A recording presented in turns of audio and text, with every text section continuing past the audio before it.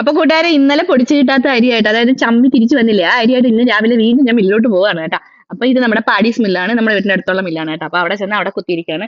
ഞാൻ തൊട്ടടുത്തോട്ട് വരുവാണെന്നുണ്ടെങ്കിൽ ഹെൽമെറ്റ് വെച്ചോണ്ടേ വരത്തുള്ളൂ കേട്ടോ. അതിന്റെ സേഫ്റ്റിക്ക് വേണ്ടിയിട്ടാണ്, പോലീസ് പിടിക്കുന്നുള്ള പേടിയൊന്നും അല്ല. അത് എല്ലാവർക്കും ആ ഒരു വിചാരം ഉണ്ടാവണം കേട്ടോ. നമ്മുടെ സേഫ്റ്റിക്കാണ് നമ്മൾ ഹെൽമെറ്റ് വെക്കുന്നത്. പിന്നെ അമ്മച്ചിക്ക് കുറച്ച് ലിസ്റ്റ് ഒക്കെ തന്നിട്ടുണ്ടായിരുന്നു. ആ സാധനം മേടിക്കുക, അയ്യപ്പൻ മാമന്റെ അവിടെ ചെന്നപ്പോൾ അവിടെ ചെന്നൊരു ചായയൊക്കെ കുടിച്ചു.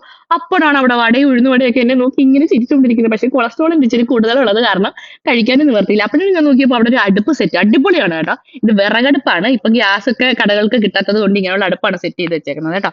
അപ്പം അതുകൊണ്ട് ഒരുപാട് കടകളിൽ ഇതിപ്പോ ഈ ഒരു അടുപ്പ് കണ്ടുവരുന്നുണ്ട്. സംഭവം സൂപ്പറാണ് കേട്ടോ. അപ്പോഴാണ് ഞാൻ അവിടെ ഒരു സൗണ്ട് കേൾക്കുന്നത് കേട്ടോ. ഇപ്പൊ മാമൻ അവിടെ നാരങ്ങ വെള്ളം ഇങ്ങനെ അടിച്ചുകൊണ്ടിരിക്കുകയായിരുന്നു.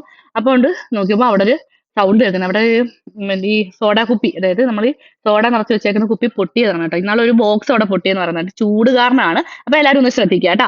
അങ്ങനെ പിന്നെ എനിക്ക് മനസ്സുറപ്പില്ല. ഞാനത് ഉഴുന്നുവടയും ഒരു പരിപ്പ് വടയും ഞാൻ തിരിച്ചു വരുമ്പോൾ വാങ്ങിച്ചുകൊണ്ടാണ് വന്നത് കേട്ടോ. എനിക്കത് കണ്ടിട്ട് ഇങ്ങനെ വാങ്ങിക്കാതിരിക്കാൻ ഒരു നിവൃത്തിയില്ല. ഇത് കണ്ടാൽ ചിലപ്പോൾ എനിക്ക് കേട്ടോ എന്നെ ഏട്ടാ ഞാൻ വഴക്ക് പറയായിരിക്കും, എന്തായാലും കുഴപ്പമില്ല, ഞാൻ വാങ്ങിച്ചുകൊണ്ടാണ് വന്നത് കേട്ടോ. പിന്നെ സാധനങ്ങളൊക്കെ വാങ്ങിച്ച സൈഡിലോട്ട് തൂക്കി.